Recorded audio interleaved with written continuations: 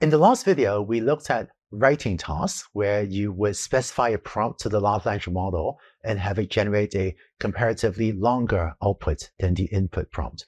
It turns out LLMs are also useful for many reading tasks. And by that, I mean tasks where you would input a prompt and then have it generate usually a similar length or often shorter output than the input prompt.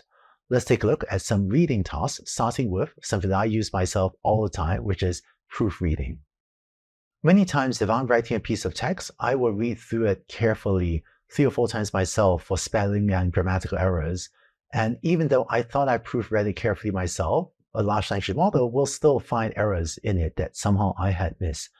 Here's an example of a prompt that you could try. Proofread the following text. And I find that if you tell it what you want the text to be for, so here's text intended for a website selling children's stuffed toys, and sometimes I'll ask it to check for spelling and grammatical errors as well as awkward sentences, and then have it rewrite it with corrections. And this is a piece of text with some errors, and the output of the large language model fixes snuggle was misspelled, and it fixes this little piece of grammar over here. When I'm writing text myself that I want to be quite confident is free of spelling and grammatical errors, and sometimes also awkward sentences, I actually use this myself to proofread what I write. A second reading task that large language models are often used for is to summarize long articles. One of my collaborators, Eric Brynjolfsson, who's a Stanford professor, once sent me an email linking to an article that he had written titled The Turing Trap. And I knew it was a good article, but it was a very long article and I didn't have time to read the whole thing before I responded to his email. So I actually used the following prompt and copy-pasted his entire article into a web interface of a large language model and had it quickly generate a summary for me.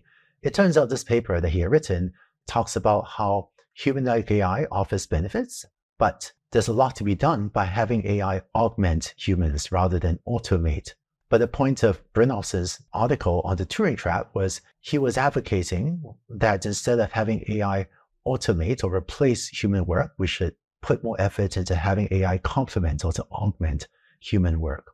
And so with a large language model summarizing this long article, I was able to get back on this faster than if I had to read the entire article myself. And by the way, this is a good article. Eventually, I did read the entire article myself and really enjoyed it. But today, I do sometimes use large language models to summarize for me things that I don't have time to read in its entirety. And so this is a use case that you could go to one of the web interfaces of a large language model and use relatively quickly yourself.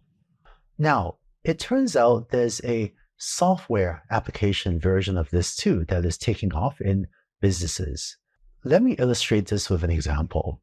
Say you're a manager of a customer service call center where you have many customer service agents like this person shown on the left with the microphone having phone calls with customers like this person shown on the right. If you have permission to record these phone calls between the agents and the customers, you can then run the phone calls through a speech recognition system to get a text transcript of the conversation. And if you have many customer service agents having conversations, you end up with a lot of text transcripts. If you want to review what's going on in your call center, you probably end up with too much text to read.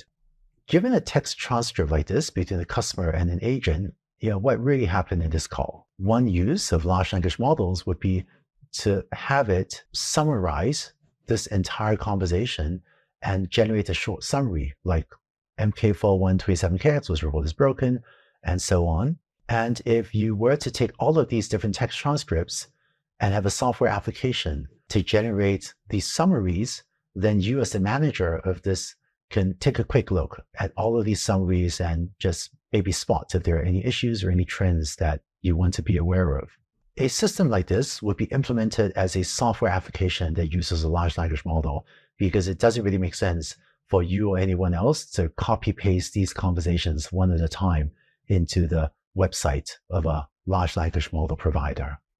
In terms of customer service interactions, large language models are also used for customer email analysis. In an earlier video, you saw the example of taking a customer email and deciding if it's a complaint, in this case, no, as well as what department to route this email. And this will be another software application that uses a large language model.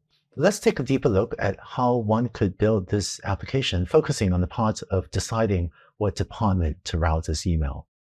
One thing you could do is write a prompt to tell the LLM to read the email and decide which department to route it to. So you can specify the task and provide the email. But it turns out that with a prompt like this, you may find that the algorithm routes it to the complaints department in this case, which may or may not be a department that exists in your organization. So this would be an example of where the LLM has been given insufficient context to know what are the names of the actual departments in your company that it should choose from. In contrast, if you were to update the prompt as follows, we say, read the email, choose the most appropriate department to route it to, and choose department only from the following list. In this case, given the set of choices you wanted to choose from, routes it to the apparel department correctly. In the process of building an application using a large language model is, again, not at all uncommon to write a prompt that doesn't quite work right the first time. And when you find it routes it to a non-existent complaint department, then just update the prompt and that fixes the problem. One last application that I want to touch on is reputation monitoring, where you can use an LLM to build a dashboard to track your customer sentiment, positive or negative, of your business or your products over time.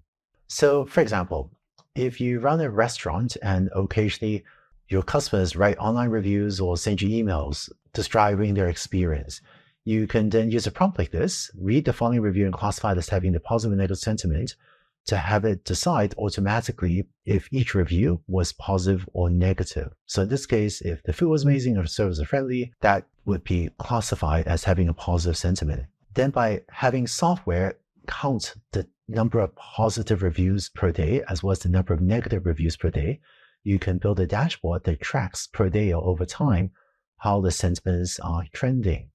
And it looks like the customer sentiment is pretty positive. But if ever it starts trending negative like this with more negative reviews, then this dashboard can alert you to that maybe something's happening that we should pay attention to and see if there's something we need to fix at the restaurant. So in this video, we looked at a number of reading applications, including proofreading, summarization, email routing, restaurant review sentiment analysis.